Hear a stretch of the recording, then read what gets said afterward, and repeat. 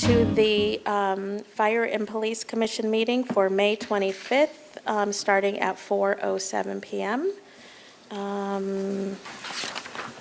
Can we take roll call? Commissioner Herlinger? Present. Commissioner Hill is absent. Vice Chair Dozer? Here. Chair Rodriguez? Here. Are there any changes to the agenda from staff or commissioners? Chair Rodriguez, no changes. Okay. And is there anyone in the public that would like to make a comment on items not currently on this agenda? Okay. We have one general comment, Mary O'Gorman. Wonderful. Thank you. Really, I'm just here, I am Mary O'Gorman, just speaking here as an individual. I've been wanting to do it for the last couple months, but it's the first time I could make the trek downtown at this time of day, and just to congratulate you all for being appointed. You know, I was on the Community Formation Commission for several months, and was on this commission for several years back in the 1990s, early 2000s, and actually got to know Commissioner Dozer, then Esparza, as part of the Tri-County Hate Crime Network. So there's a long tradition of community engagement, both with this commission and with the community, and support from, you know, whoever was the chief at the time. And so just wanted to congratulate you and thank you, and I'm going to try to follow along with your work as I can, but good to see you. Thank you. Thank you, Mary. And just also to note that Mary was part of the Community Formation Commission that helped draft the recommendations for City Council. And even after she resigned, she was highly involved in the process. So thank you for your participation in that. Any public commenters online? No. Okay. And then we will move to item number 5, approval of minutes from April 27th.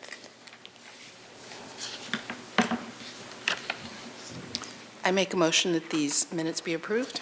Okay, Second. super. We have a first by Commissioner Dozer and a second by Commissioner Herlinger. We'll take a vote.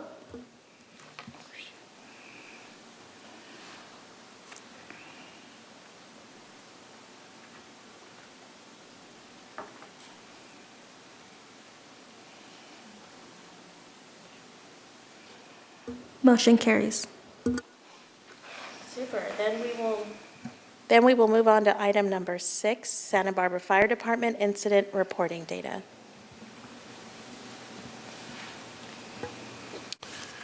Chair Rodriguez, members of the commission, thank you. My name is Chris Males, Fire Chief. I was going to take just a few minutes and talk just a little bit about some of the reporting that we do at the fire department. I have just 7 slides, so we should be able to get through it fairly quickly. There are several different types of reports that we generate on a daily basis. The first to talk about, of course, are incident reports, calls for service. And I'll be talking about what our call volume has been averaging over the last couple of quarters and the types of calls, of course, that we respond to. But our firefighters also spend a great deal of time documenting non-incident reports, and I think it's worthy of mentioning.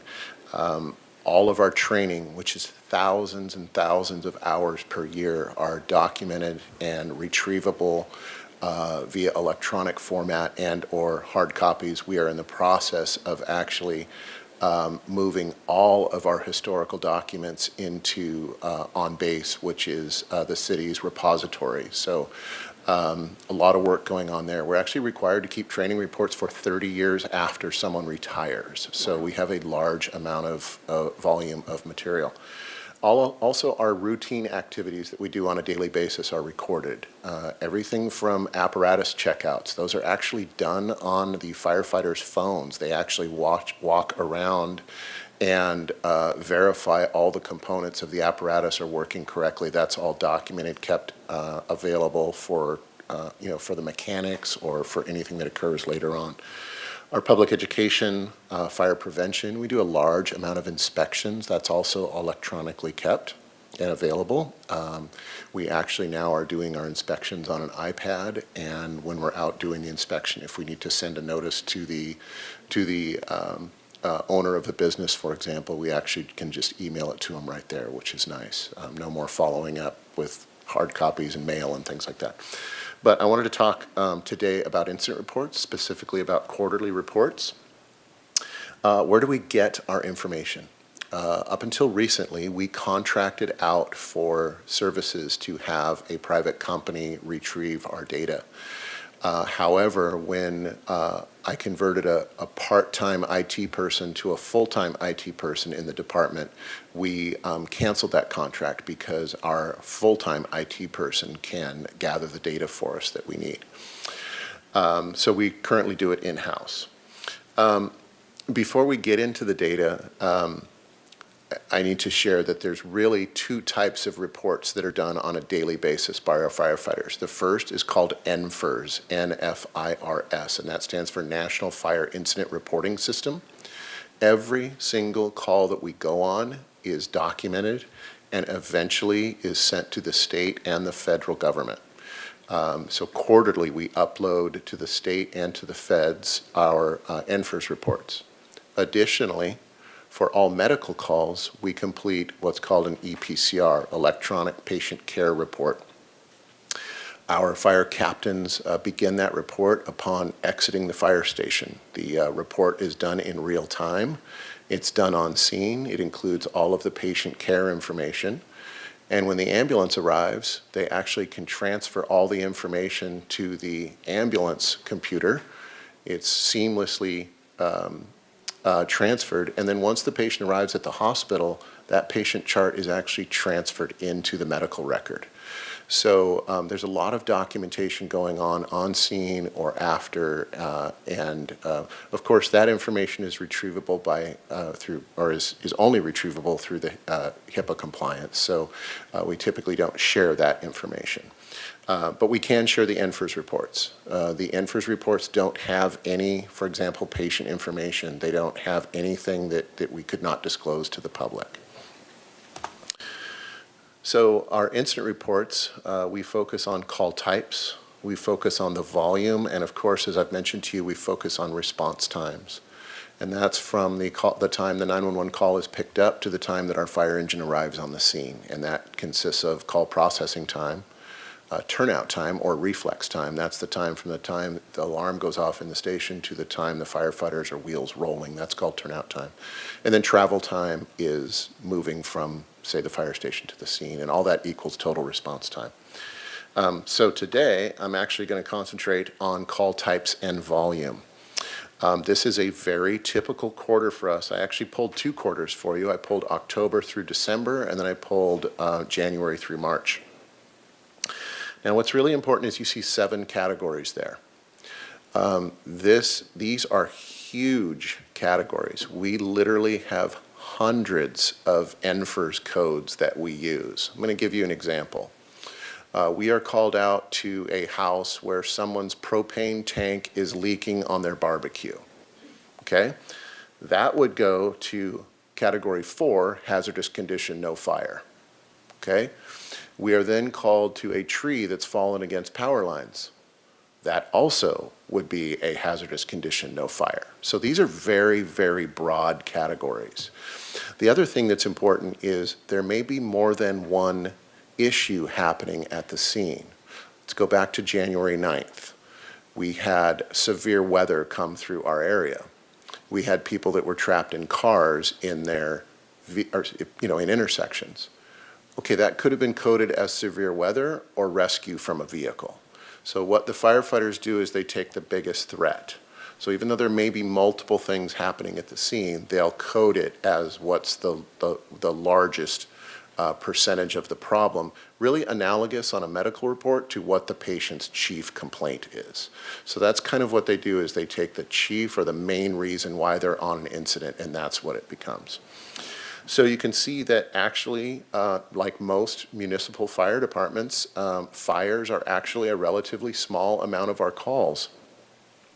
Rescue and EMS calls are the large percentage, and we are averaging between 65 and about 72% medical calls on a quarterly basis. I've mentioned hazardous condition, I've mentioned service call, or excuse me, on service calls, those would be any number of, could be a person locked in a vehicle or a person locked out of a vehicle with the car running or something like that.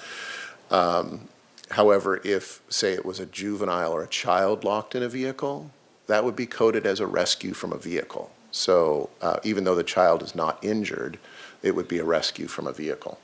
Good intent calls are, would be like, say, we're dispatched to a traffic accident with injuries, and we get there and there's no injuries. Also, that category is canceled en route. So if we are dispatched to a traffic accident and we are canceled en route, that would be a good intent call.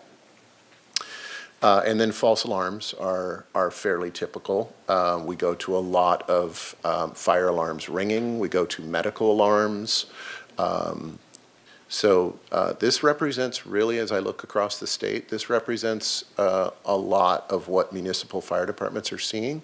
Now, when you drill into individual stations around in departments, you'll find some stations in fire departments have an excess of a 90% call volume for medical. But just really averaging, if you were to talk to any fire chief in California, they'd tell you about 70% of their calls are medical. So one other stat that I wanted to throw up is what percentage of our calls are emergency calls? So to go back, what you saw for Q4 was 2,922 calls. Of those, 2,399 were emergency calls. That means red lights and siren from dispatch all the way to the scene. Some of our calls are downgraded to non-emergency. One thing that's important is that our dispatch center, we do what's called emergency medical dispatch, which is we do interrogate callers into their chief complaint, and we do assess their level of distress. But one thing we're able to do actually in this entire county is do what's called auto launch. What that means is as soon as someone calls 911 and says, I need an ambulance, the fire department and the ambulance is dispatched. Then, over the period of 1 to 2 to 3 minutes, as they're assessing the medical call over the telephone, they may then determine that it's not a life-threatening call, and they may tell the apparatus to downgrade to non-emergent response. So they start out of the station, red lights and siren, and then they shut the sirens off en route. So that would be an example of the downgrade. And you see that's a fairly significant portion.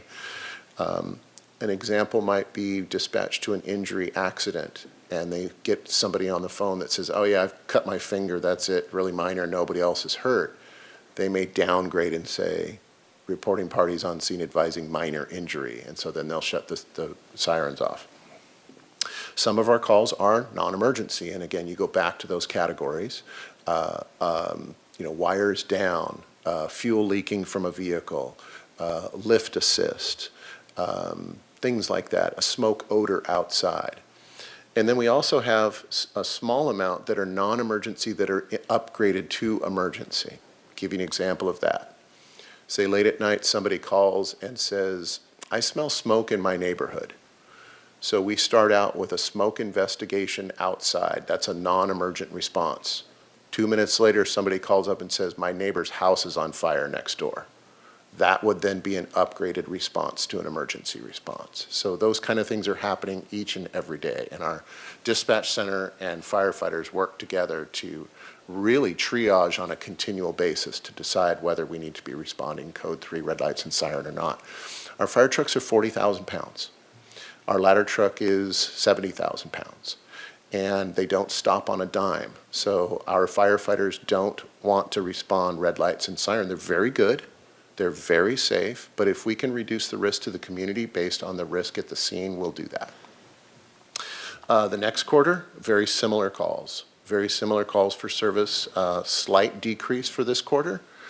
And again, this is the first quarter, and I specifically was looking for severe weather. And there were none coded for severe weather. And the reason for that is that why were our firefighters called for over 100 incidents on January 9th was the greater reason. In other words, there could be a power line down from severe weather, wind, and rain, but they coded it as a power line down. So it went under hazardous condition. So 2,725 calls. So we are tracking just under 3,000 calls per quarter or just under 12,000 calls per year. As I mentioned to you in an earlier session, when I came on in 1993, we're at 5,500 calls a year. So we've more than doubled over 30 years, and calls for service are increasing. I mentioned we had a huge lull in calls for several months during COVID, but we are tracking back and normal activities.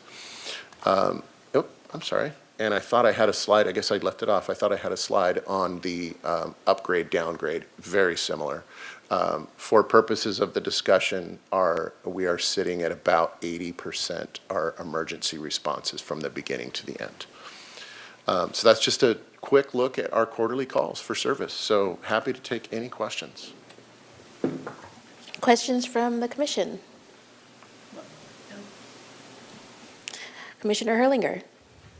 Are there any statistics on calls related to homelessness? Yes, we actually track that. In our NFIRS reporting on the public side, we actually do have a tab that must be checked. In other words, as you do a report, the compliance goes up. It automatically tells you how much of the report you're complete. It actually won't give you a completion until you've checked whether homeless are involved or not. And they're actually doing that in the entire county. And we are sitting as of last quarter at 13.9%.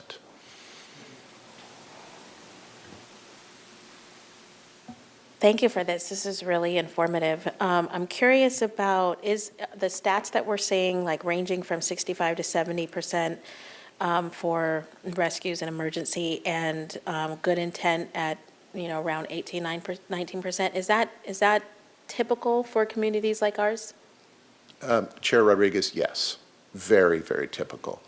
Those numbers will ebb and flow a little bit, of course, based, daily and or monthly, depending on the time of the season. Wintertime, you'll see our fire calls go up. But looking across the state, this is really synonymous with what we're seeing with municipal organizations all over the state. Now, there are some departments that don't respond to medical calls. There are some departments, and so you have to look at what we call all risk, which is that we respond to. If it's not a law enforcement problem, it's often a fire problem. And so we respond to everything. There are some departments that don't do that, and of course, then that's going to skew the numbers. But this is very typical. And then are there certain areas in the city where there are more calls than others? Yes. The downtown core is the busiest area of Santa Barbara. And I'm sure law enforcement has similar statistics. By far, our busiest area is from about Mission Street to the waterfront and either side 3 or 4 blocks. Our busiest engine company is the engine at Station 1, Engine 71. They are by far the busiest engine. If you were to look at our 3 busiest stations, Station 1 is the busiest, followed by, it kind of seesaws back and forth, Station 2 at Cacique and Milpas, and Station 4 at Ontario State. Those are largely the 3 busiest fire stations in the city. Thank you. Any other questions? Okay, public, anyone in the public that has questions, either online or in person? No. Okay. All right, thank you very much. And we can move on to the next item.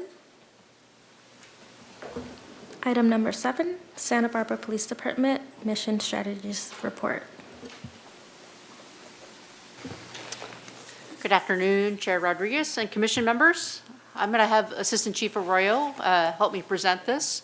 So I want to give a little history because I know this looks different than what the public has seen in the past in terms of departmental statistics.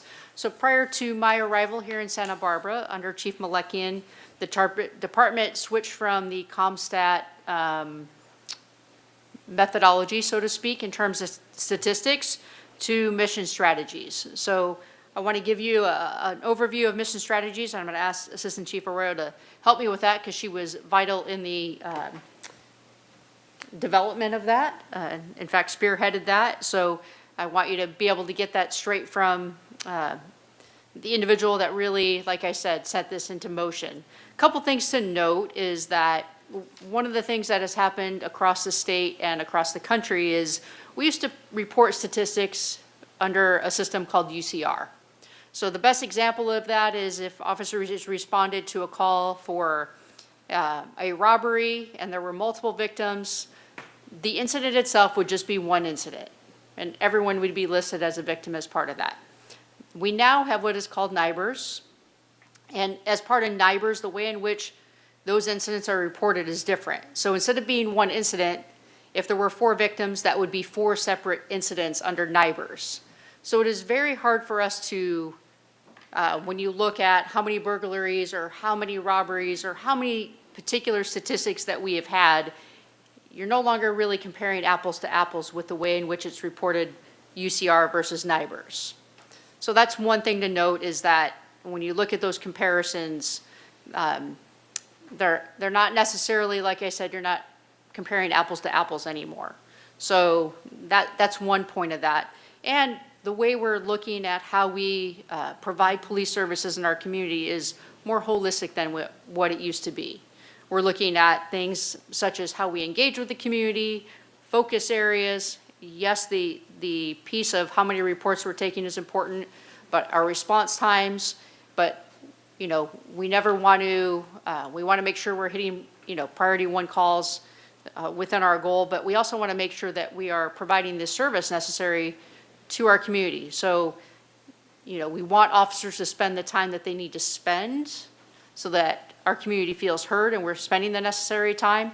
So it is a balance between response time and the overall level of service that we're providing. So now we're looking at things more holistically. We're not just looking at things in terms of just based on crime rate. We're also looking at how many times in terms of if an officer initiates a self-initiated stop, are they writing a citation or are they issuing a warning, right? Are we using constitutional policing? What are we doing in terms of how we interact with our community?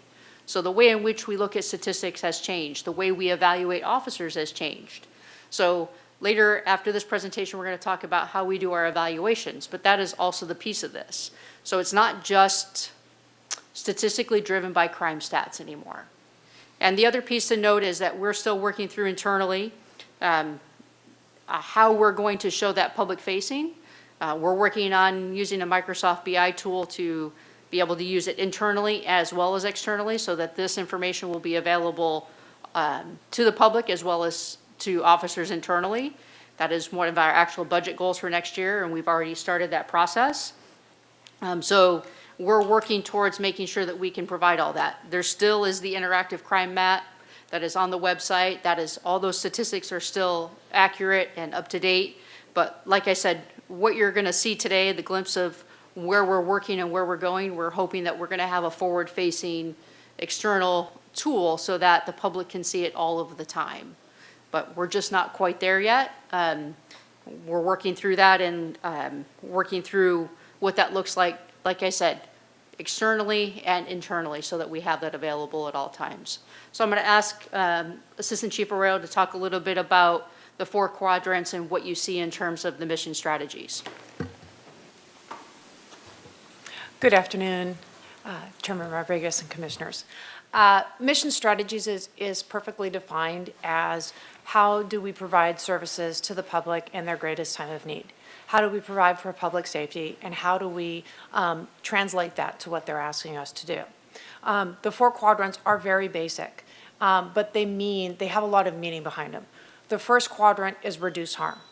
If we do nothing else, that's what we want to focus on, is reducing harm. And how do we as a police department and a public safety agency reduce harm? We obviously always use our partners, brothers and sisters in the fire department, because that's what they do as well. So we look at the things that arrest for felonies and misdemeanors that occur, DUIs that can cause fatal traffic collisions, traffic sites, all the different things that you really know from media and otherwise what the law enforcement does for public safety. Then we move to relationship building and quality of life. Quality of life is extremely important in Santa Barbara from all levels and all strata and everywhere within the community. So we look at that and we say, how are we going to engage? Where are we going to give public information? How do we deal with parking problems, parking citations, gaining that voluntary compliance? Our co-response for mental health and those that are experiencing emergencies in those areas. Then we move to felt presence. When people see us in our marked vehicles, part of the reasons why we wear a uniform, foot patrols, bike patrols, prem checks, directed patrols, and what we call focus areas. When we know that there's an area that's having a concern of different reasons, be quality of life, reducing harm, or service, we can put it in as a focus area and send officers during given periods of time or days of the week. And then we look at service. And that's probably what you're very used to in their statistical data is that reduced harm in that service, but just seeing it very dry. This is more about where we're driving our service and why we're doing what we're doing. So service really gives the statistical data that you're used to seeing, but it defines it in how our roles of that quality of life, relationship building, reducing harm, and felt presence.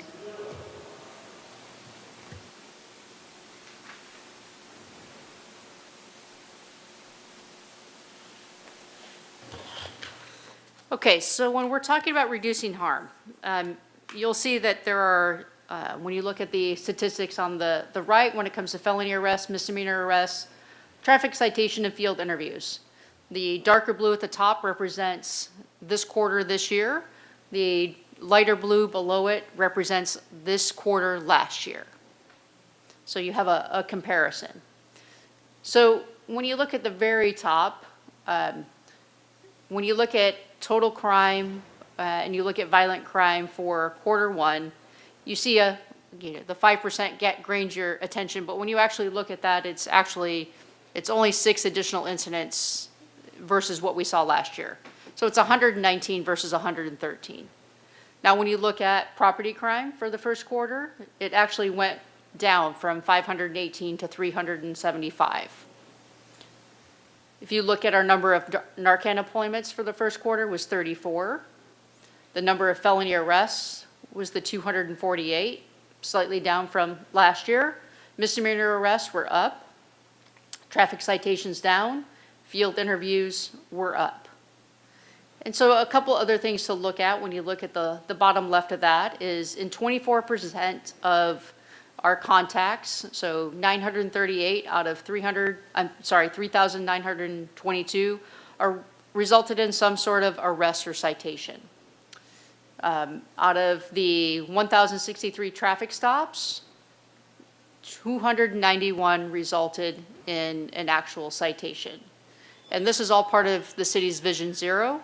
And this is all part of, though, also an officer making a determination whether, like we talk about procedural justice, whether it is more in line with what we're trying to accomplish, which is to discourage the repeated behavior as to whether they give a citation or whether they issue a warning.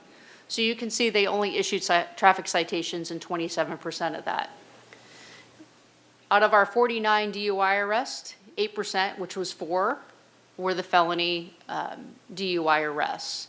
We also have, as part of that, it's also part of Vision Zero, but we have our OTS grant, which is the Office of Traffic Safety, which funds us doing overtime and directed patrol directly related to traffic enforcement.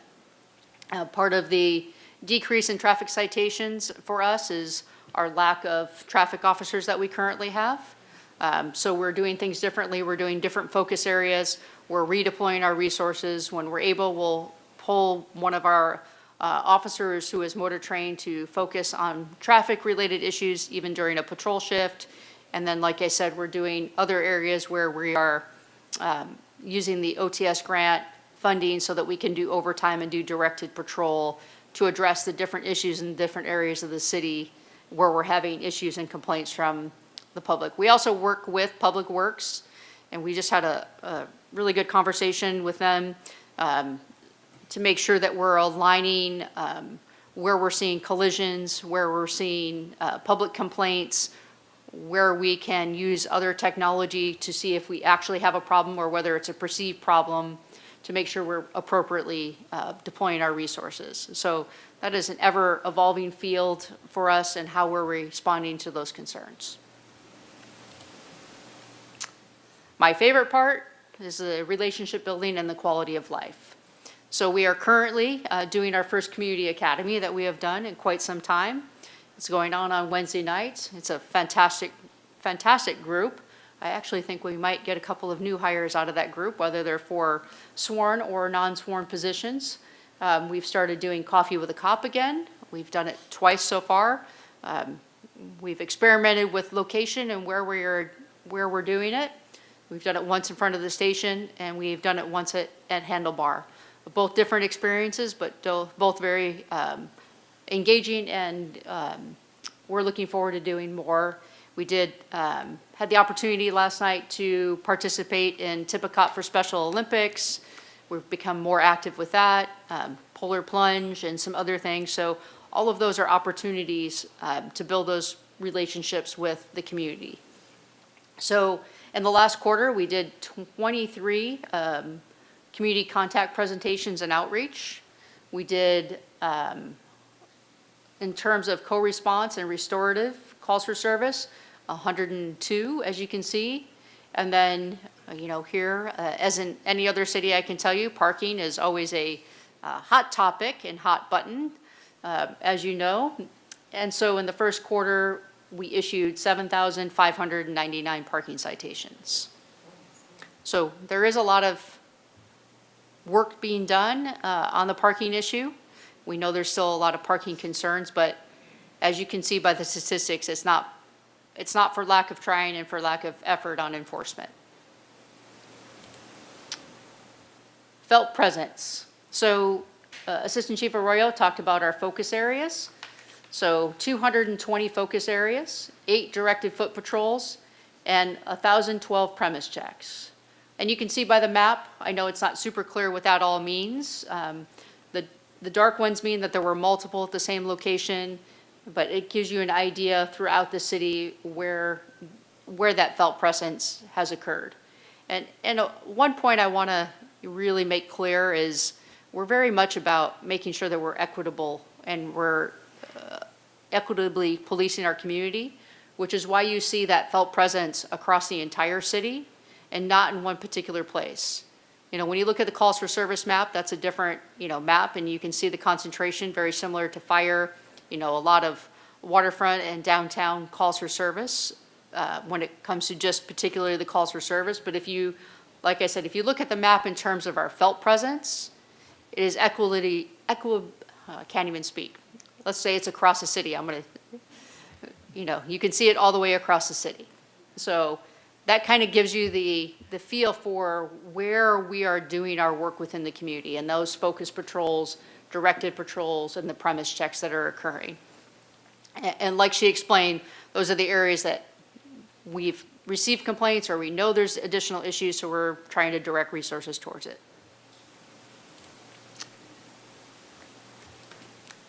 Okay, so service, like she talked about. When it comes to the calls for service, the types of things that we are spending the service time on, so if you look at the bottom right there, the total calls for service that officers were dispatched to was 11,193. That's not the number of calls that came into dispatch. That's actually the number of calls that officers were dispatched to. So there is a difference. There's a lot of calls that come into dispatch that officers don't actually respond to. So there were 3,479 reports that officers took. There were 1,689 follow-up investigations, 413 CSI investigations. CSI is our crime scene investigators. Those are officers that go out and take additional photos and actually conduct more extensive investigations. 173 traffic collision reports, and 122 co-response mental health assists that were actually conducted by our patrol officers and not by co-response. Co-response is not always available, so we want to always point out that statistic about what our officers are doing in terms of that type of work. So you can see priority 1, priority 2, priority 3, and priority 4 calls. Priority 1 calls, that's that life safety immediate need call. Our goal is 7 minutes. Our average is 5.5 minutes.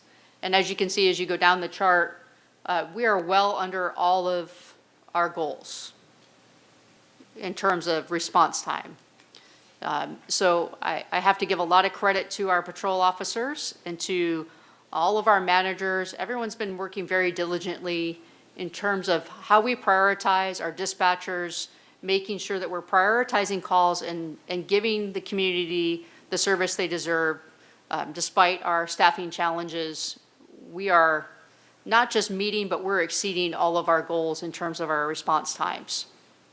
But like I said, that is as a result of the really level and of service that our officers are dedicated to.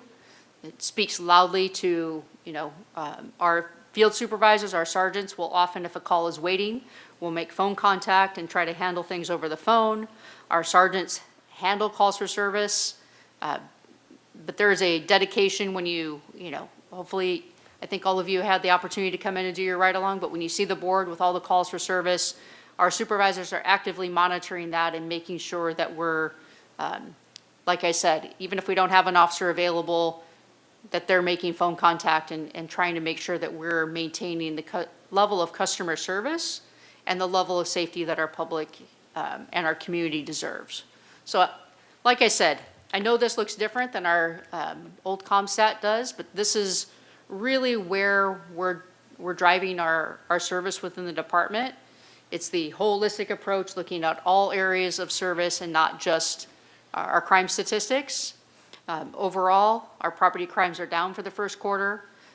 Violent crime up just a tick, but that, a difference of 5 is not a lot when you look at that. And, that could be, violent crime is included in domestics and other things like that. So, those things also play into that. There's a lot of things that we don't have control over when it comes to those type of calls that we are receiving. So with that, that concludes our presentation, and we're happy to take any questions. Questions from the commission? Commissioner Herlinger? So on that, one of the first ones you had, a category that was the highest, was field interviews? Yes. Can you say something about that? What are field interviews? Commissioner, field interviews are exactly as they sound. If an officer comes across someone and they either have a call for service or they found something that may be suspicious or otherwise, they can detain and talk to an individual, get their name and identifying information, and investigate further. That's a field interview. It can also be if someone's flagged them down and is concerned about something they've lost, but they don't know if they have lost it. We'll do a quick field interview and enter it in the system so that if we find a lost item later, we know who to get it back to. So it's but they are not you press your included button? with the other categories. In other words, a field interview about something, does it necessarily transfer into one of the other categories? Or is that just field interviews because that was the highest category, that was like 580. Yes, so field interviews, as I say, are exactly that, is the officers gathering information that may be needed further for an investigation, a report, or something else. So that interview could result in an investigation that gets into one of the other categories. That's basically what I'm asking, or no? It might, but most of the time, no. It's a gathering information that can be utilized later in order to either reduce that harm or find out other information and return, lost items. It can be a multitude of reasons. Okay. Parking enforcement. So we have a- Commissioner, I'm sorry to interrupt. I just want to make sure that the public who's watching this later can hear you. So Okay. can you make sure it's lit? I think it is. There Oh, it is. There it is. So we see a number for parking. Well, compared to what? I mean, is that something that goes up or down or? Parking, We got like, whatever, it was 5,000 or, it was, what was it last year? Or what was it? I just want to get a context for is that getting worse or better or what? well, the thing with parking is that also is, part of that issue is how much staff we have. Okay. So currently, we're severely understaffed within our parking control officers, our parking enforcement officers. So it is hard to compare year to year, especially because right now, when we go back and look at statistics from when the pandemic was happening, where we weren't issuing parking sites. So right now, it's hard for us to give you a statistical comparison Okay. because we would be giving you a skewed sense, which is why we intentionally did not go back and look at those prior statistics, because you're not comparing apples to apples with that. All right. But in your opinion, is that a high number, or is it? No. Okay. No, I think that's an average number. I think that's what you will continue to see. Because we issue street sweeping citations, permit parking citations, red zone violations, handicap violations. So there's a lot of different things that parking enforcement covers. So that's based on the number of parking enforcement officers. I think that will be consistent. On the hiring front, we have, I think, 3 parking enforcement officers that hopefully we'll have on board in the next month. So you may see an increase in that once we get them onboarded. But, good for a couple of our parking enforcement. They've found promotional opportunities within the city, which is excellent for them. But then, like I said, then we go down in numbers. So we're not actually, it will just bring us up to what we've had. So I think that's really going to be the average that you see when we look at our statistical trends. Okay. And then this chart that's up here, this is first quarter this year, is that it? Yes. Okay. And then I have one little personal thing, is that the map where you showed the engagement stopped before it got to the Upper Riviera. So do we have any service in there? That's where I live. Yes, you definitely have service up there. It's hard to put it all on one screen. You can actually see, if you go online, you can actually see where all the calls for service are when you look at the interactive map for the entire city. We're just trying to show you a snapshot. Okay. But trust me, you're getting your fair share up there. Thank you. Commissioner Dozer? Thank you. That was a really great presentation. I think we can all agree that the elements of the mission strategies are really important, and they get beyond just some statistics that we often think about with policing. My question might be a little bit unusual, but those elements, are they incorporated into your personnel reviews? Is there an expectation that officers do certain things? Yes, and that's what we're in the process of. The next thing you're going to see is you're going to see our evaluation forms, but that is part of the Microsoft BI tool and what we're trying to do. We're trying to provide ways, activity level is one of the things, right? But that's not just a statistical of how many arrests you make. When you are only looking at an officer's productivity in terms of how many arrests you're making, that's not procedural justice, and that's not what we want. So we are looking at ways specifically with our supervisors, which is one of the reasons that when I talk about creating the external and internal tool, why it's so important, because we want our supervisors to be able to actually see, and an officer to be able to see how much of each they're doing in each quadrant. So that is where we're going internally in terms of how we look at that, so that supervisors, when they're doing evaluations, can use that as part of the evaluation tool, but that officers all the time can actually also see that.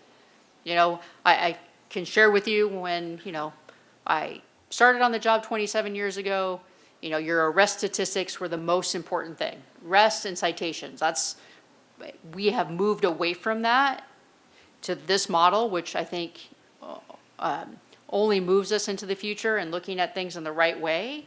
But yes, that's part of building that internal structure for us that we're doing right now to make sure that supervisors have all this information where they can see it and be able to see the statistic for each officer, because this is something, like I said, we're still building out how this will look so that supervisors can get the information. Assistant Chief Arroyo is a technological wizard, and for her, she can pull it, and it's easy because she understands our system, because she was part of the committee that did that. Like all these statistics, Assistant Chief Arroyo is the one that spent 2 days last week putting these together. It's not that easy and intuitive just to do it if you don't have those technical skills to do that. So that's why we're working on having that external, so everyone can see it within the community, and internally we can see it so that we are, in fact, making sure that officers are balancing what they're doing. Just like when we talked about use of force, tracking the de-escalation, right? Those are all important pieces that we're trying to build into all of our statistical data. My second question is maybe even easier than that. What do you attribute that's a pretty incredible decline in the property crimes, the 27.5%. What do you attribute that to? I think there's two pieces to it. I think that officers are really very, very good. They know who is who in Santa Barbara. So typically, our patrol officers do a lot more than most patrol officers do in any jurisdiction. They write their own warrants, they identify people, they do a high level of investigation that is not done by most agencies' patrol officers. So whether it is a theft at one of our downtown stores or something else, you will very quickly see video come out via email with pictures, and someone will know who that is. They're able to identify, make the appropriate arrests. So that is a big piece of it, you know, where you typically see in the property crimes the repeat offenders. Our officers in patrol immediately address those issues. I do think there is some where the public doesn't report. You know, the public feels like, oh, they're not going to do anything, so the public doesn't report. I do think that plays into it. You know, because sometimes we'll get reports just like everyone else from next door, or, you know, there'll be a community concern that we just were not aware of. You know, so you know, that's an educational process that continues. But like I said, I think the biggest to me credit is watching how our officers work on an everyday basis and addressing what typically would be repeat offender behavior in terms of the property crimes. And I do also attribute it to how proactive we're being right now in terms of outreach and other things with our unhoused community, because we're really trying to get resources and making sure that they have the resources that they need. So I think that's another piece to it, and trying to de-escalate when they're having a mental health crisis, that sometimes that would then turn into other things on top of that. But before it turns into other things, trying to be on the front end of that. Following up on that, is it your preference for your patrol officers to, it's great experience to write your own search warrant, but is that also as a result of a lack of personnel and detectives and bodies? It is that your actually preference? something, it's actually something that I really like here. They write their own arrest reports and search, you know, less on the search warrants, but way more on the arrest warrants. Yeah.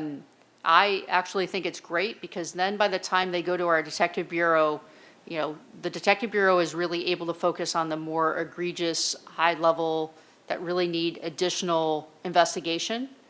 You know, so if we can solve that crime and make the arrest that at that time, that is absolutely my preference versus it. And I think that's what prevents some of our repeat violators as well, because before they've had a chance to do 4 or 5 or 6, they've already been interviewed and placed in custody, or the appropriate enforcement action has been taken by patrol. Great, thank you.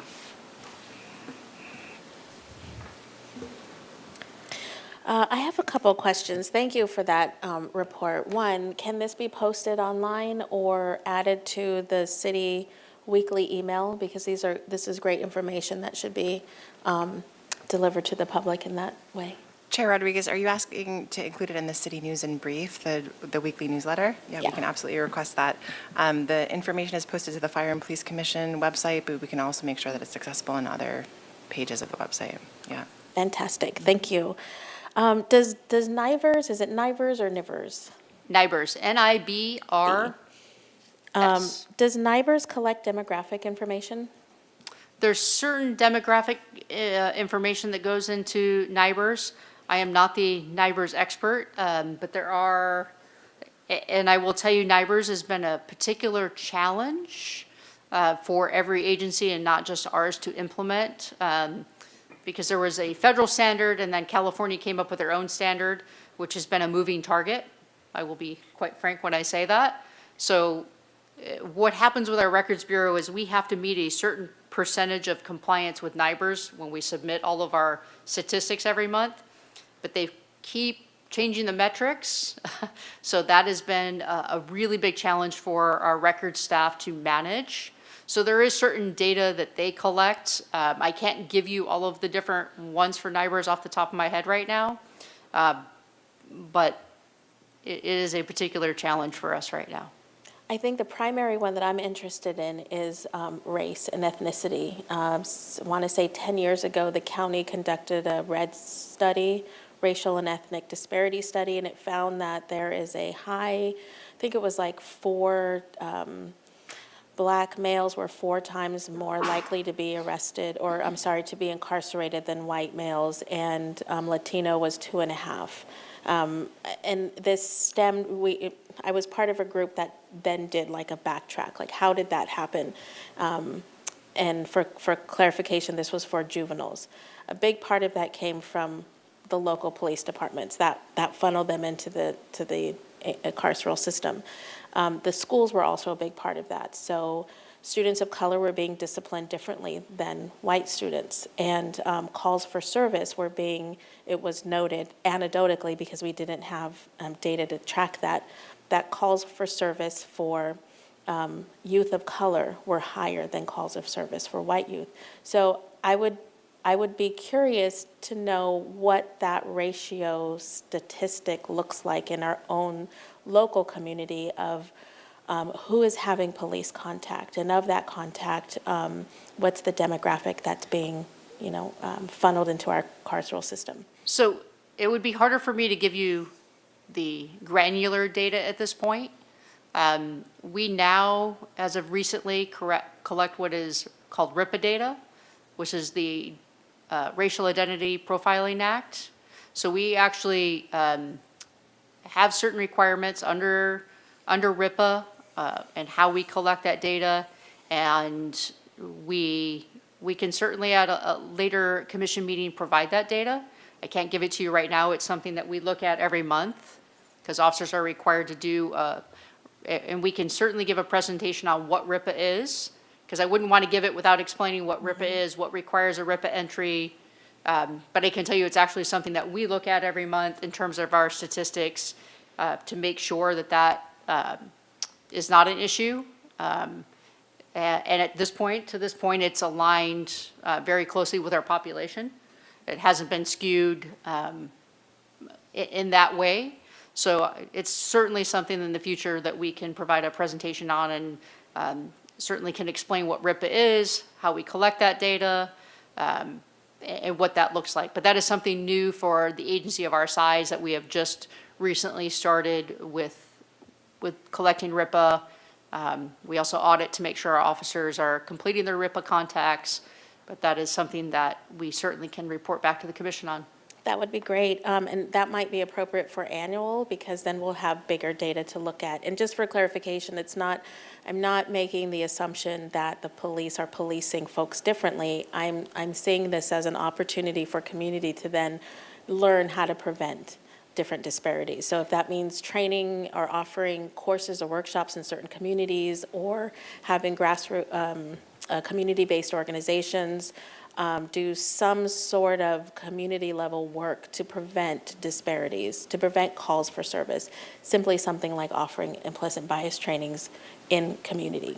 Yes, but I just want to caution, I'm not sure how granular we can get in terms of what someone is calling in about in terms of race, that I'm not sure how we would be able to provide that. It's something interesting, I think, that's a good future discussion for us, but in terms of who we actually make contact with, we certainly can provide that data, and we can do, like I said, I think it would be a great training for the commission to understand what RIPA is, how it's reported. There's a state board, RIPA board, and what that looks like, and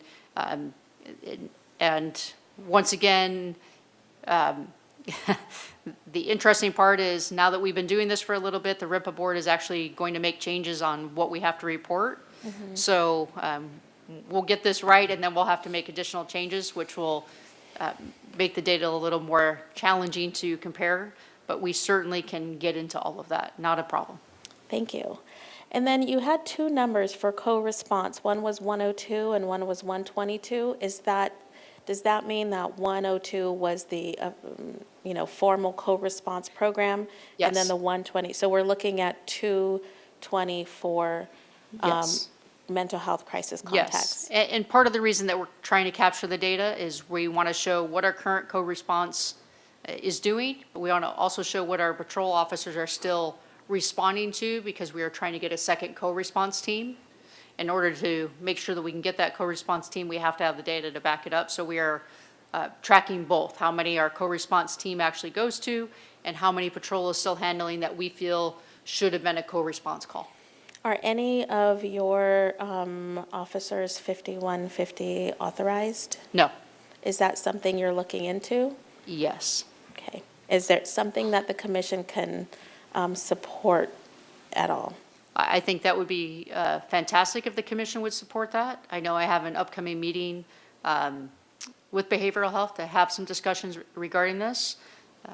It's a little different for me to come into a county where that is not the case. I came from agencies that we had that ability. I know how effective that can be, and I think there needs to be some more discussion. I know they're doing a pilot program with a couple of sheriff's deputies on that, but I do think that is something that we need to have further discussions with on the county, and would appreciate the commission's support as we look at that. I have a few more. So when we're ready for that, perhaps we can add to the agenda a presentation on what co-response is and what 5150 authority would look like, and then that way the commission can weigh in on if they want to support. Sure, absolutely. Yeah, Chair Rodriguez, we do have that slated for a future agenda. Super. Commissioner Herlinger?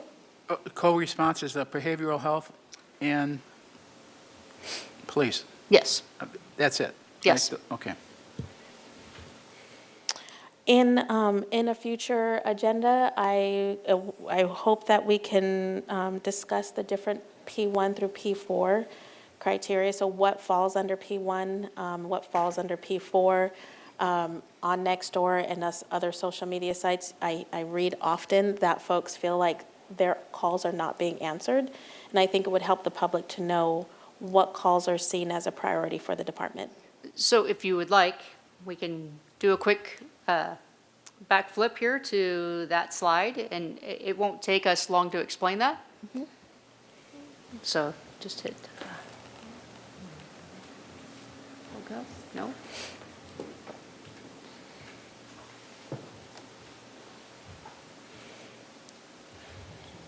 The priority calls. Priority 1, 2, 3, and 4. Of course we are. Assistant Chief Arroyo, if you could explain those. Commissioner Rudd, or Chairman Rodriguez, priority 1 is truly life and death situation. Priority 2 is the chance of a life and death situation, but very, very urgent and emergent.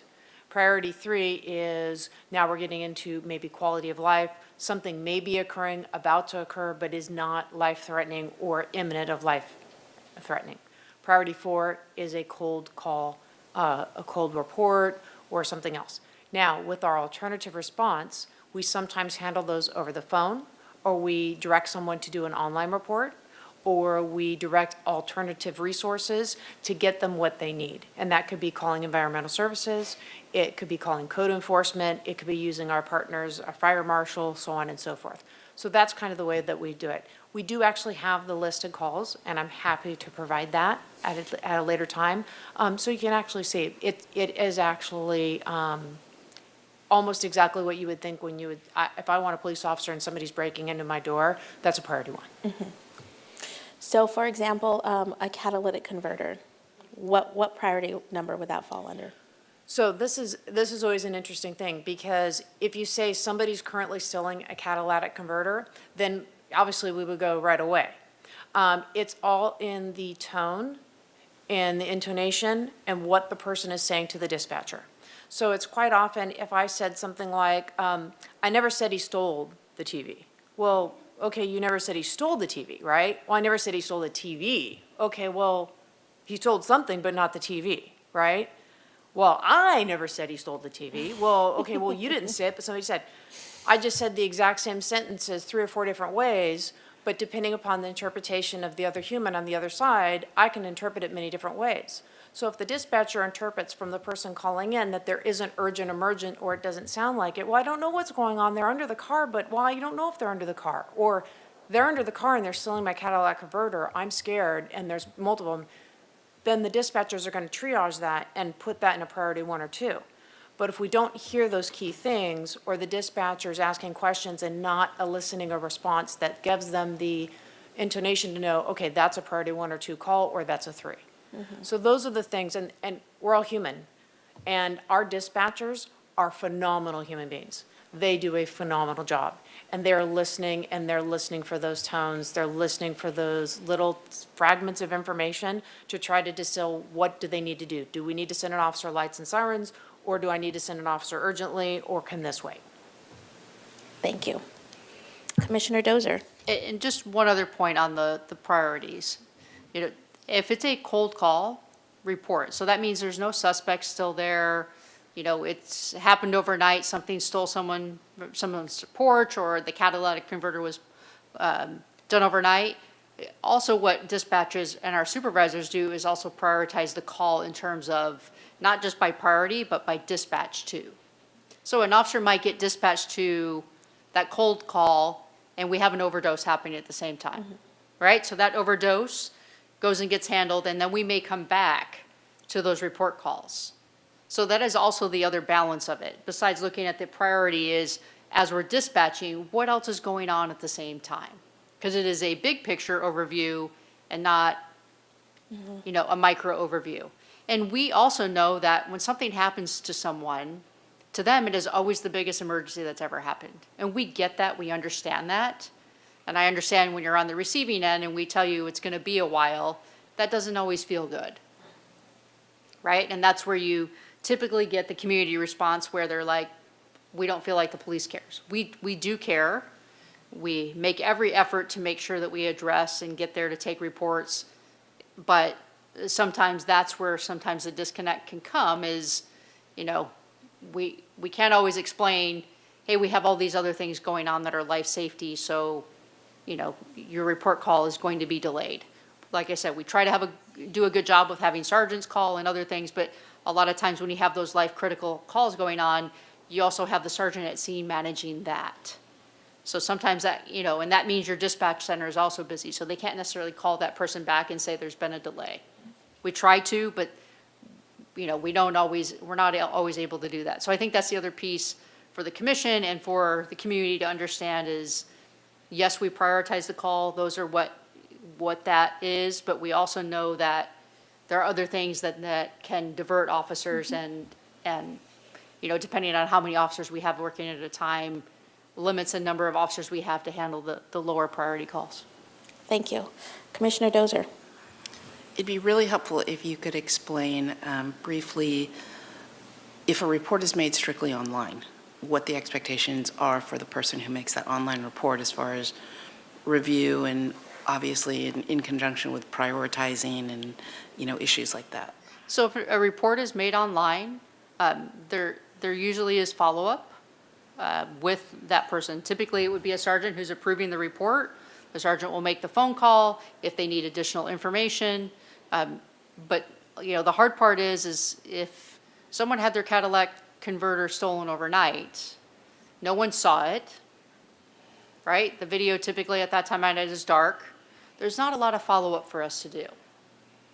So that also has to be we can't investigate when there's nothing substantial that we can actually investigate out of that. So sometimes you know, if it's a random theft off of someone's porch and they took their plants, but they didn't have a camera, they didn't have, you know, nothing captured the incident, that just means typically you're making a report and it's going to get filed in the system, but is not always follow-up.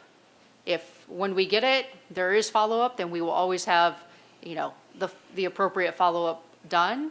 A lot of times there'll be questions with online reports because, you know, when information's put in, it may or may not be complete, so then we will call and get additional follow-up information or additional information. Sometimes it can happen, you know, actually they'll make an online report and it belongs to another jurisdiction. So we'll forward that to the jurisdiction or we'll call them and say, you actually need to report this with another jurisdiction. Does the system generate a confirmation? Yes. A report number, something? Yes. Perfect.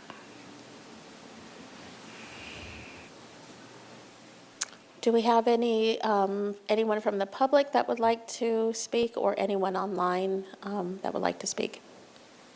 Chair Rodriguez, we do not have any commenters. Okay, thank you so much. That was a really good report. Thank you. So we'll move to the next item. Item number 8, Santa Barbara Police Department's evaluation process.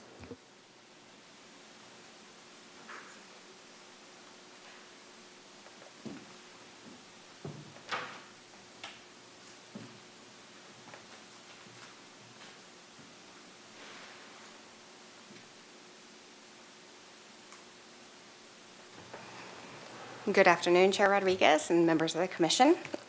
I'm going to present today on our performance evaluations, which we've recently revised and improved. I actually just asked Assistant Chief Arroyo how long are the current one, which we're about to phase out. We've been using them since the late 80s, apparently. I was going to say greater than 20 years, but that's a good long time.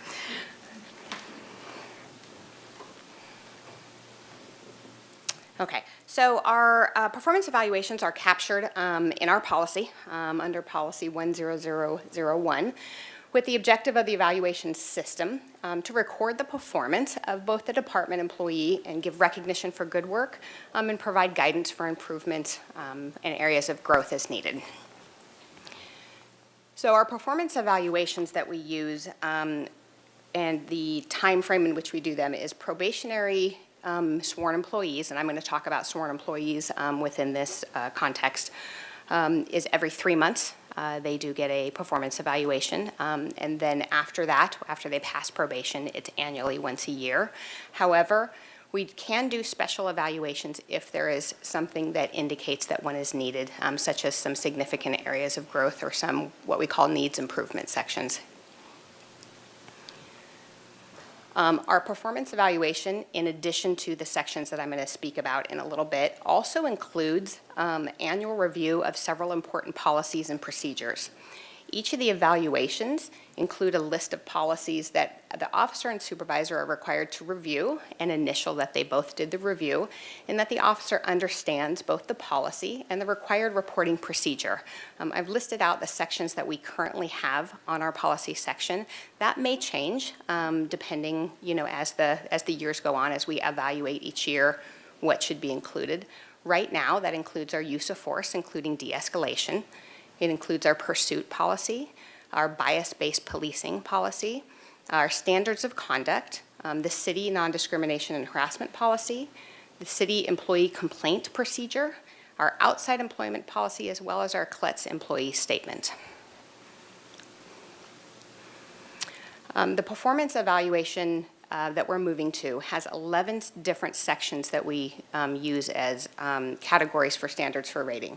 The city and department standards, and I'll talk a little bit more about what these are, professionalism, interpersonal effectiveness, communication skills, problem solving and proactivity, work habits, report writing, investigations, professional development, officer safety, and vehicle operations and maintenance. So within each of those categories, for each of the 11 areas, employees receive one of 3 ratings. The 3 ratings are either exceeds expectations, a meets expectations, or a needs improvement. For anything outside of a meets expectations, if they have an exceeds expectations or a needs improvement, then there is a narrative portion that is also required for the supervisor to write why they either needed improvement or exceeded expectations. I've provided two of the 11 categories just to kind of show what the rater is looking at, what the supervisor is looking at when they're trying to determine what rating to give the officer. So the city department standards are up there, and it talks a little bit about respectful and effective contacts, their behavior projecting a positive image for the city, basically displaying caring and command presence, valuing the input and opinion of the community and fellow employees, and that would be considered an exceeds expectations. For meets expectations, it falls in line with treats the public and fellow employees with respect, and everything that's in meets expectations would need to be met to also exceed expectations. Understanding and following policy and procedure, projects a positive image for the city through appearance and behavior. The needs improvement is exactly what it sounds like, right? If we have instances where perhaps complaints came in or somebody observed rude or disrespectful behavior towards fellow employees or the public, not having a basic working knowledge of or following our policies and procedures, not accepting or applying constructive feedback, and failing to present a positive image for the city. So that would indicate a needs improvement, perhaps some training or a personal improvement plan, performance improvement plan. I've also included officer safety as one of the 11 categories because it's so important to what our officers do and how they conduct themselves and making sure that they go home safe every day.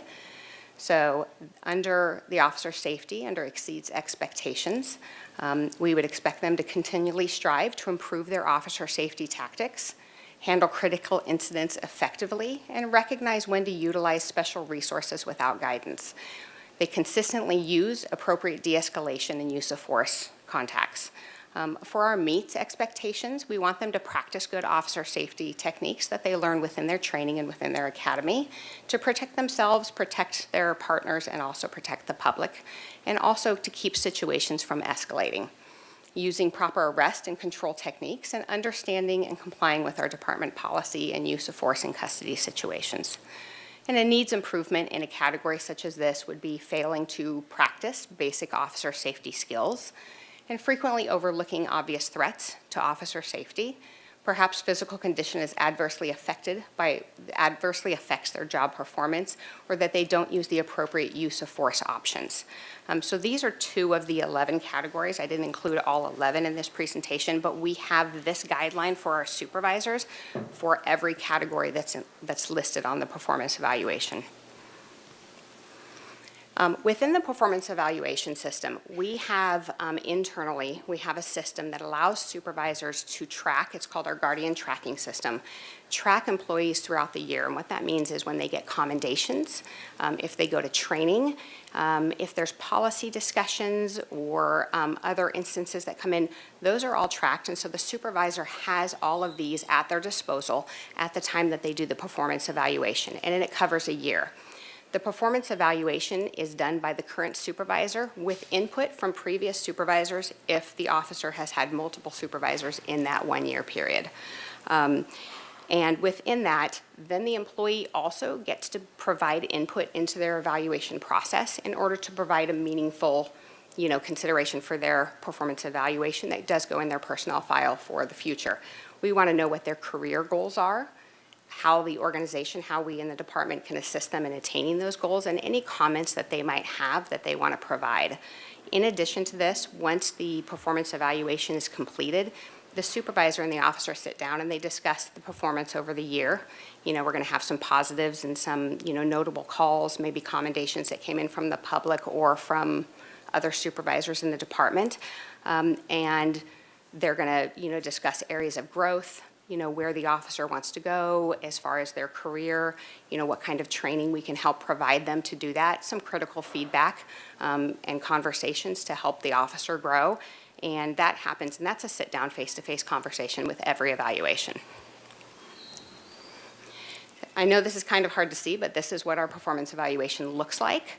The second page that has all the commentary, which is basically the narrative portion, it's expandable. So it's an online document or a digital document that does expand. So it is more than 2 pages long. So it includes different sections there, such as the 11 categories, as well as the policy sections, and then an area for employees to make their own comments, recommendations, career and development goals, action plans done by the supervisor. And within this, the mission strategies and the quadrants and their activity will all be captured within their performance evaluation. I'd be happy to answer any questions. Questions from the commission? Is the system functioning well? Are they up to date? Are the performance evaluations they are currently, we have a system that tracks them to make sure that they do stay up to date. We are just implementing this new system that I'm presenting here, but we're still using the old system, but it is up to date. We do make sure that they get done on a regular basis. Okay. Any other questions? Were there, I'm trying to remember, but I don't think I recall any OIR recommendations about the evaluation. There were? Yes, there was an OIR recommendation to update our evaluations. They were very old, so this is actually one of the OIR recommendations. One of the recommendations was to bring this, before the community and present this, which is what we're doing. This was actually an area that when I came in, I identified as something that we needed to update, so it was in alignment with what OIR, also their recommendations. So this has been a work in progress for the last few months in getting input, not just from our supervisors and managers, but we've actually gotten input from our line officers and our supervisors to make sure that this is something that is going to work for us in the future. We reached out to other agencies and some agencies that we respect in terms of what they're trying to accomplish as well. So we got different types of evaluations from different places, and this is where we have landed with what we want to implement coming July 1st. Super. And are you incorporating community feedback? So for example, sergeants have a lot of community interaction. Do you reach out to community partners for feedback? So they don't reach out to community partners for each particular officer at the time. When she talks about the Guardian system, the community feedback is captured in those accommodations that we get as a result of their contacts, or whether it's positive or negative. Like if it's a citizen complaint, that is captured in the evaluation. If it's accommodation from the community, that is captured in their evaluation. So that's how we capture that. And nothing in the evaluation should be a surprise. And I want to make that clear, right? The end-all be-all is not a yearly evaluation. We should be providing consistent, ongoing evaluation, and our supervisors should be having that ongoing contact with our officers to make sure that, like I said, this is just capturing everything, but nothing in that evaluation should be a surprise. So if there's a positive community contact, they should already know that. If there was a negative community contact, they should already know that, because we should have already taken some corrective action to make sure that we're providing the necessary training and guidance to our officers. So this is an ongoing, I know we call them yearly performance evaluations, which captures all, but there's a lot of steps in between throughout the year to make sure that we are constantly striving to be the best in that continuous improvement model. I'm thinking in particular programs like the SB Act regional action plans. So you have officers who are highly involved in that, but probably folks that they've interacted with have not sent a formal. So the good news is in terms of, because of how we interact with like SBAC. So yesterday, our community action team received the Gary Award. And that was as a result of all of those officers' interaction with the public. Besides Barbara's feedback, we got a lot of feedback from all of our partners with SBAC. Okay. I often get feedback from them. I often get feedback, whether we're doing our monthly walks or what it is, and that is all incorporated. But that is one of the reasons that the entire team yesterday received that award, because of their interactions with our community partners are phenomenal, and what they're doing in our community is phenomenal. So when they get the recognition and that award, that 100% goes in those evaluations, because people will provide, especially our partners, provide us with a lot of feedback. The community action team just did a phenomenal training on some of the things that they see in terms of narcotics and some other things that the partners ask for, because they're seeing different things at the navigation sites. So we provided that training and that interaction. So those partnerships and those relationships just continue to evolve in a really positive way. So yes, we look for all of those, because we would never want an officer who has those daily interactions. If we saw a negative pattern, we'd want to address that very, very early on. Yeah, I think folks are with online reviews, as a hotel operator, we get plenty of people saying what we've done wrong. Yes. Whether maybe they don't like the toothpaste Yes. that we're offering, but you have to really go out of your Yes. way to get a review when you've done something right. Yes, and we try to make sure, even like if someone, like, there's a picture on Nextdoor I'd love to show the commission when we're done today with one of the officers on a call for service that little kids ran up and he took the time to show him his vehicle and interact with him and it was captured. So we will take that and do the appropriate thing with that. You know, so those little things are super important. Same thing with our use of force. That's now why we, on the use of force, have the ability for an officer to recommend that they're commended for the de-escalation, even though it resulted in a force, but it could have been, you know, a different type of force. So making sure that we're providing those opportunities, and when we do different reviews on different incidents, to make sure that we're providing that feedback. So yes, it's not just an opportunity to address the negative things, but we're really pushing to address the positive things that officers do every day. So, and it's great, like when we do Coffee with a Cop or other things, or I'm at other events, when we get that feedback, we always try to push that down immediately so they get that immediate feedback. And it's not just, oh, you know, at the end of the year, we tell you, you did great. We try to really make those, like I said, on a daily basis. Fantastic, thank you. Commissioner Herlinger? So you mentioned CLETS. What is that? I'm sorry. Oh, CLETS. Oh, CLETS. so CLETS is our computer database, which has all the information about someone and their criminal history and that type of thing. So we want to make sure that officers understand the right to know, need to know, and we review that policy with them every year and make sure that they are well aware, which, you know, it's always good to review what that policy says to make sure that we are protecting the information that we have. Okay, thank you. Any other questions? Any questions from the public, either in person or online? Chair Rodriguez, we do not have public comment. Okay, thank you very much for that. Thank you. Okay, so we'll move on to item 9. Item 9, overview of Public Safety Officers Bill of Rights Act and Firefighters Procedure Bill of Rights Act. Thank you. Thank you, Commission. Last and definitely least is my presentation today on, and we call the Police Safety Officers Bill of Rights POBRA. That's an acronym for that, and FOBAR for the Firefighter Procedural Bill of Rights Act. I'd like to give a walkthrough, a presentation, kind of talk about some of the case law. That's kind of more the interesting thing about the application of this law and how it has been formed. So I'm glad to be here to do that. On the side, okay. Got it. All right. Cool, yep. So who's covered? So it's peace officers that are defined under the California Penal Code. There's a specific amount. For our purposes here, that also includes our airport and harbor patrol, park rangers as well.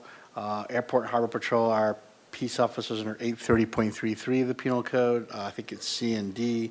Park rangers, I believe, 830.1, but I could be off on that. It used to apply to non-sworn members of the police department. That was just by pattern and practice, but through the most recent labor negotiations, it does not apply. However, we still apply general protections. We apply all public employees, especially if they're subject to interview. They have the right to representation, a notice of what the violations are, and doing an interview of them, reasonable hour, time, no coercion, stuff like that. For firefighters, it applies for all firefighters, irrespective of their rank. Interesting, and we'll go to the case on that. It only applies to firefighters in the performance of their duties, their official duties. For police officers, it does not. It could cover conduct off duty, not part of their duties. They could be, they can make statements on social media that could be a violation. And if they're being interviewed on that, because that could be a violation, they are entitled to the protections under the Police Officer Bill of Rights. We'll kind of get into that more. So when was this enacted for a Police Officer Bill of Rights? 47 years ago, 1976. It's codified in the Government Code. For firefighters, of course, they followed suit 31 years later and wanted to copy the police department. Isn't that right, Chief Males? So they're a little bit sooner, not as much case law generated from that. And so they are alike, so I'm going to focus mostly on the Police Officer Bill of Rights. There's one difference with the firefighters that I will explain at the end, but they have the same kind of rules and regulations. So the first government code section applies when it applies. Interrogation, here's the key. When you question someone, I'll get to my favorite case probably of all time in a second. I mean, I know I'm building it up.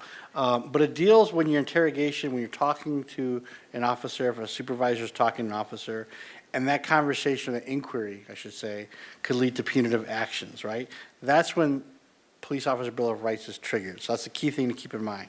When you're doing an inquiry, someone in a position of power in the department, and that inquiry could lead to punitive action. And when you're doing the interview, the official interviews, they have to be done in a reasonable hour, usually on duty. If off duty, they must be compensated. Can't be released from your job if you're actually being interviewed. So that's part of it, the requirement. And so here's my favorite case, the first one. It's the City of Los Angeles versus Superior Court, Labio. And so this talks about when does Police Officer Bill of Rights actually come into play? When does it start? The bell rings for it. Let's look at it as a boxing match. Here are the facts in this case. So Labio, who was a member of the LAPD in his police car, drove by a fatal accident. Didn't stop early morning hours, didn't stop to render aid because he wanted to go to the donut shop, I kid you not, to pick up some coffee and donuts. Behind him or near him was a competitor of the donut shop, another donut shop owner across the street. And he saw the officer drive by the fatal accident and go to his competitor's donut shop. So I don't know if he was mad at the fact that Labio drove by the fatal accident or didn't go to his donut shop, but he calls the police department and talks to the watch commander, the sergeant, and says, hey, look, I saw your police officer. I know, here's the car number, everything else. And he drove by there. And that was shameful, whatever he said. Then the sergeant on duty starts asking him questions right away, and he started getting admissions of it that were used against him. But what happened was, Labio's attorney says, hey, that's a violation of Hobart. It was an interrogation. You, sergeant, knew right away that interrogation was going to lead to punitive action. You knew, you got a complaint that this guy drove by a fatal accident. That was his duty. You shouldn't have questioned him at all. You should have, reported it up, opened up an IA case, gave him the notice, the interview, and then started. And because he started questioning him, all the statements, everything else were thrown out, could not be used. So what does that mean it puts a police department management in a difficult position. In that case, it's clear, they know there could be a wrongdoing, don't ask any questions, wait. But sometimes you don't know. Sometimes you're asking what happened out in the field today, right? And you're starting to get comments.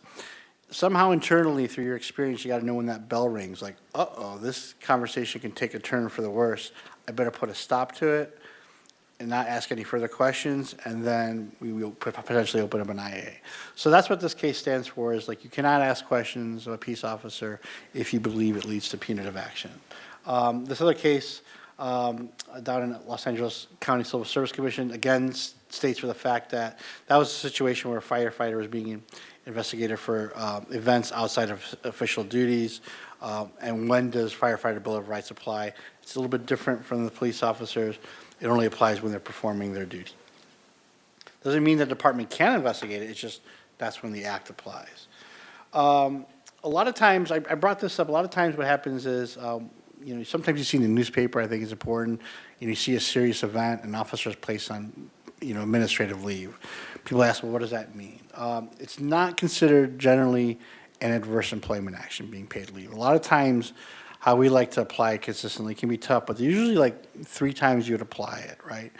One is the employee, and we do it for all employees, not just peace officers. The employee's being charged with a crime, usually a felony, right? You want to put the person on paid leave. In fact, there's a case, once those charges are filed, then you can put them on unpaid leave, because the public does not have to spend money while someone's facing charged criminal charges, right? A second time is if the person's in a position of power or has access to affect the integrity of investigation, right? So you're dealing with a high-end employee, you may want to put them on leave, not to create a fear of retaliation and affect the integrity of the investigation. The third time is if the charges are so serious that could lead to termination. Even if you're not making a decision, probably a good idea sometimes to put that employee out on paid leave.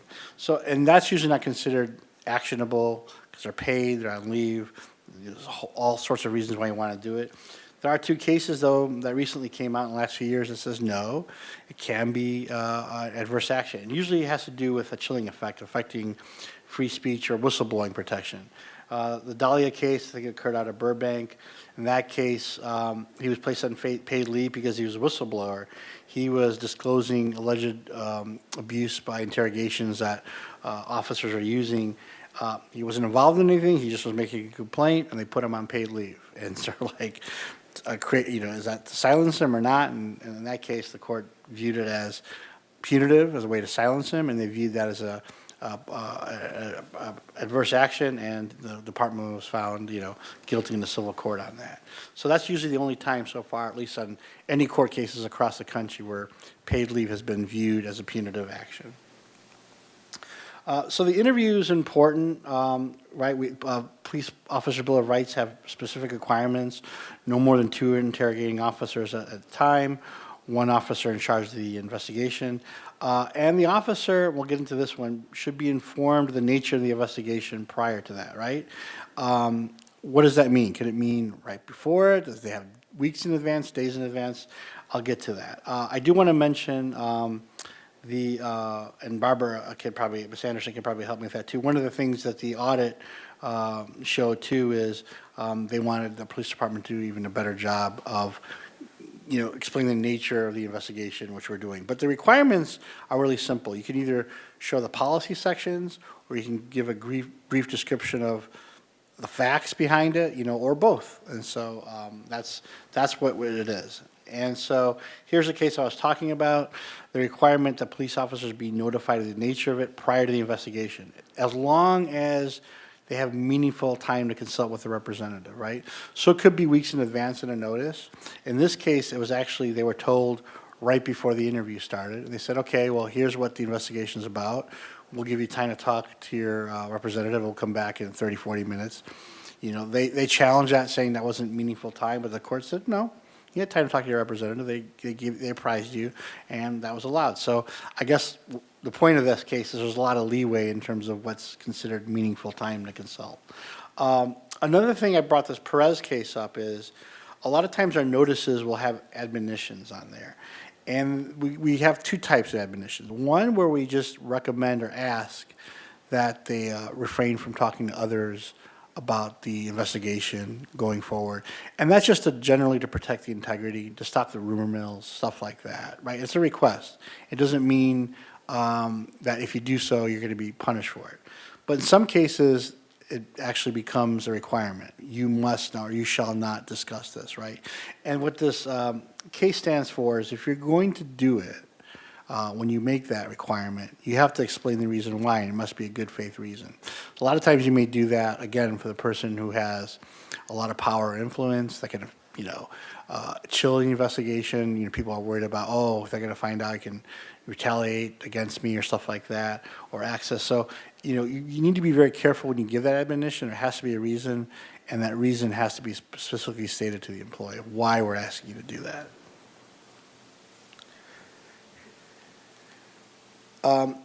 So now we talk about LIBOR immunity too. That's under the Police Officer Bill of Rights.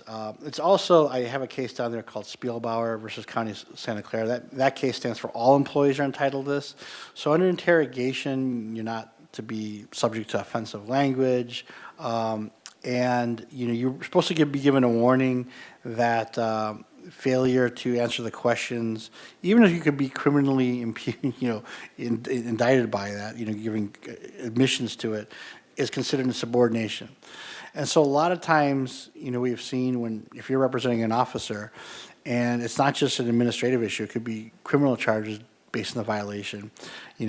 Sometimes you're put in a position of advising that officer, like, look, the department has a legal right to know what's going on in the department, what's going on with their employees, with all the effects. They have a right to that knowledge. You can't hide behind the Fifth Amendment. They have a right to know what's going on in the workplace, all right? But you also have a Fifth Amendment right not to incriminate yourself, right? So it comes to a fork of the road. What are you going to do? Is it your job or is it your freedom? And that's basically it. Sometimes, I'm not saying this department, but there's generally sometimes officers are like, you know what?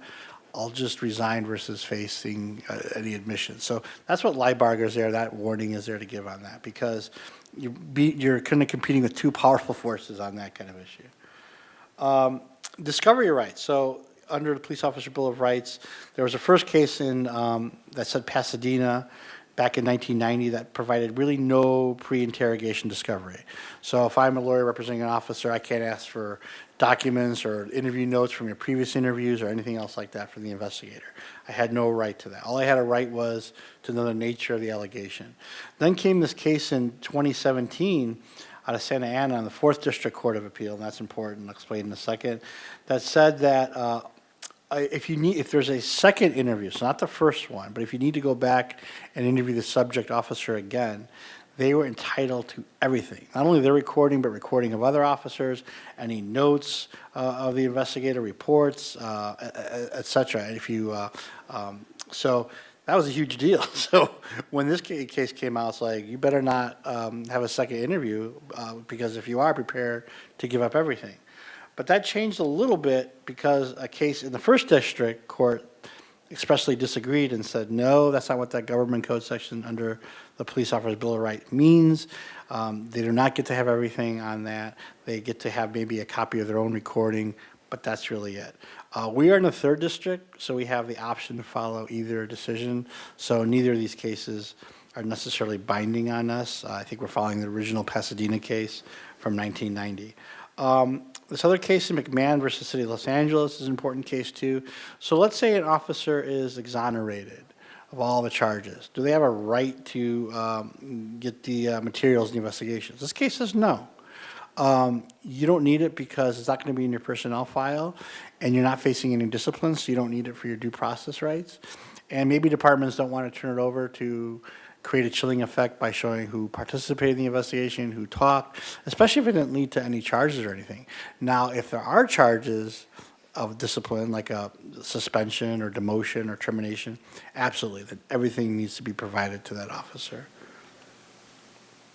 And then finally, also when we have do our internal and fair investigations, if there's a criminal offense potentially tied to it, we also give our officers Miranda rights, just like you would any criminal suspect. Rights to representation, it's not afforded to witnesses, though we allow witnesses to have a representative if they want to, but it's not required. It's required, though, that subjects of an investigation have the right to have representation. Can't be a person who's involved in the investigation, right to representation is also limited. Doesn't apply to like everyday kind of workplace things like oral counselings or instructions or verbal admonishments. You don't have to worry about, well, I can't talk to this officer and give instruction until the representative gets here. It's dealing with serious issues that could lead to serious discipline, not these type of instructive, non-disciplinary actions. What's interesting about Police Officer Bill of Rights is they have a statute of limitations attached to it. So upon discovery of a violation that could lead to discipline, the department has exactly 1 year to notice the level of discipline. Doesn't mean the actual discipline has to be imposed 1 year. You know, at that time there could be an appeal hearing, going to the Civil Service Commission, everything. But the notice of intent, which is the notice of we're going to suspend you 30 hours or we're going to terminate you, that original notice of what's going to happen to you must be within the year of discovery of the misconduct. Now, there are some exceptions. The officer can waive it. If there's a criminal investigation going on, if it requires multi-jurisdictional agencies looking at this, if it involves worker compensation fraud, that can be beyond a year. If the officer is not available, let's say they're out on leave because of health reasons for 2 years, well, that tolls it. So there are some exceptions, but generally it's a 1 year period. If you want to reopen an investigation past the 1 year, it's very limited. There has to be 2 reasons for it. Number one, there has to be new evidence that's pretty much significant that could affect the outcome of the investigation, and it could not have been discovered before. It was something that, it was, truly new, truly cannot be discovered, not something that's, was, either we didn't put the due diligence in discovering it or all that. It has to be something that really that was impossible to discover at that time. Appeals, so the Police Officer Bill of Rights says that any appeals follow the rules and procedures of the local agency. So for us, we have a two-step process. After a notice of intent of discipline is issued, the officer has a right to a Skelly hearing, which is in front of a Skelly officer. It's kind of a mediation kind of meeting where no witnesses are called. It's usually the representative and the employee, and usually, a lot of times, the department head will be the Skelly officer. Because the department head, like, for example, the chief's usually they leave the discipline to the managers to deal with. And they kind of have an arm's distance from that, and then they act as a Skelly officer. If they can't, in certain situations, have an arm's length distance, then another department head could be the Skelly officer on that. And so at that meeting, usually, the employee kind of does all the talking. There's no witnesses. There's no right to cross-examination. They explain their side of the story. They explain any mitigating circumstances. And the Skelly hearing officer has significant power. They can rescind the discipline, rescind the charges, they can modify them, or they can sustain them. They can't increase them.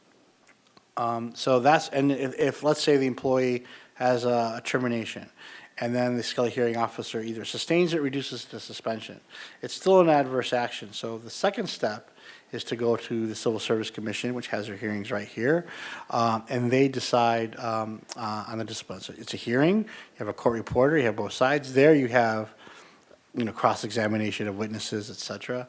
And then after that, if the Civil Service Commission imposes some level of discipline, even if they reduce it, if it's still a suspension or demotion or termination, then the officer has 90 days to file what's called a writ of mandate to Superior Court. And that is, they're asking the court to look at it, and the court sees all the documents, the transcripts, the charges that were used in it, and they make their decision. Usually the courts don't want to disturb the decisions of commissions, and that's just in general law. Courts give great deference to bodies like the Fire and Police Commission, Civil Service Commissions. They will disturb decisions if there is a procedural error, or if the decision is really outside of bounds of reason, et cetera, like that. So that's the internal administrative process. What's interesting is if an officer, any employee elects to do a civil service hearing, and that's civil service employees are entitled to that, and let's say they lose, they can't later on sue, later on under FEHA. They are stuck with that result, and there's a California Supreme Court case that says these civil service hearings aren't dress rehearsals for the real thing. They are faster, they are cheaper, and if you choose that process, that's the process you must see it through. You can't later on say, okay, well, I lost here, now I'm going to take my chances suing. So I've argued that before, and it's kind of beneficial for the city on that. Now, one difference you'll see there on this slide, and that's the main difference that FOBAR has, they also have the right to have an arbitrator. So firefighters couldn't choose, if they're facing discipline, to have an arbitrator serve as a hearing officer. We follow the rules of the APA in terms of arbitration. So they actually have an additional step of a due process, and they can have an actual arbitration hearing on the discipline that's being proposed. Adverse comments, this is under POBAR 2 in terms of that, and there's a case on that. If there's any adverse comment issued in a personnel file, every police officer, firefighter has the right to read it and sign it. And they can also attach their own comments to it. So let's say there's an adverse comment in the file, they can sign it, see it, and they can also say, I want you to attach this note to it. So someone in the future can see, here's my position, I disagree, this is what I think happened, or this is why I think it's unfair, whatever that may be. This section talks about the Brady list. This is kind of new. It's about maybe 9 years old, this law, under 3305.5. It says there that an officer cannot be punished for being on a Brady list, and I'll explain what that is in a second. They can be punished for the underlying act, but not just for being on a list. So Brady is a U.S. Supreme Court case back in 1963, and that deals with the right for criminal defendants to have exculpatory information. So the most common example is if there's an administrative investigation that showed the officer lied in a previous case or has a right to that. They have a right to have that because they can cross-examine, and that could affect a case. Like, hey, you lied about this back then. What's to say you're not lying about, my client in the situation now? And so when you have this, there's a list of officers that are put, usually they call it a Brady list, that district attorneys are aware of, that have, officers that have maybe a history of lying or anything similar to that in their record. And that exculpatory information must be given to the defense. That's their right. But just being placed on that list doesn't mean you, can be fired. Now, we take the underlying act seriously, so that's what's important here. Usually, maybe a lot of times you may have a minor lie. Maybe an employee's not going to get disciplined or fired from it. But for police officers, because of the seriousness of it, generally, yes, they're going to get fired for that action. So that's what this kind of statute stands for on that. The police officer obviously states it up there, cannot be compelled to submit to a lie detector test or can't be used against them. And also in terms of locker searches, they have significant privacy rights there. They can only do it if they consent or are present or a valid search warrant has been obtained. If the police department violates POBAR, they are subject to not only the discipline being reversed, but fines. But the fines, which are up to $25,000, can only be there if there's a malicious intent to injure. Now, if there's a mistake or something like that, you're not going to get it. But you have to show that, no, we knew what we were doing, and we did it on purpose because we wanted to get this person. So it's a very high bar, very high standard.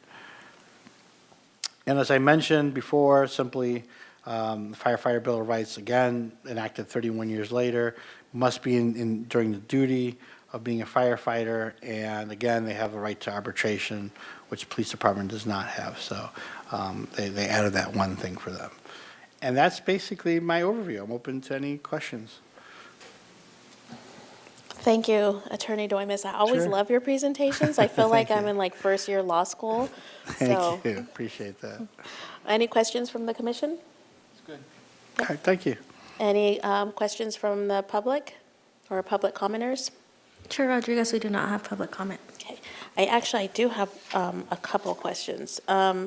So if an officer resigns in the middle of an investigation, does that mean that that investigation is closed because they no longer have to provide information? It's a really good question. A lot of times it would usually happen that way, but now with SB2 that passed, the investigation must be completed to the end. So even if the officer resigns, even if the parties enter an agreement in terms of letting the person resign, the investigation must be completed. So cannot stop there.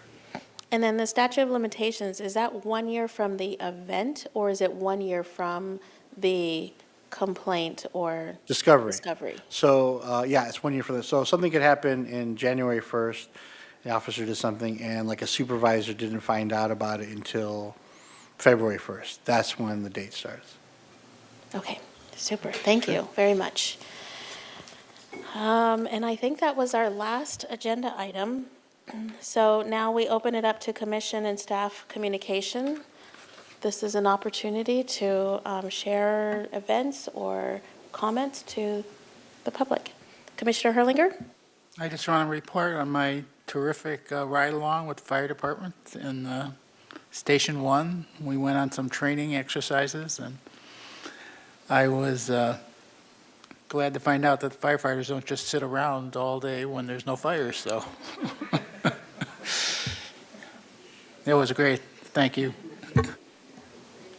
Commissioner Dozer? Nothing? Well, I'll maybe share with you. Commissioner Dozer and I actually, and Commissioner Herlinger attended the PAL event a couple weeks ago. I think it was the week of the last commission meeting, and that was just so, that was lovely. It was a lovely event, and I look forward to attending next year as well. And if there are no objections, I think we can end the meeting of May 25th at 5:56 PM.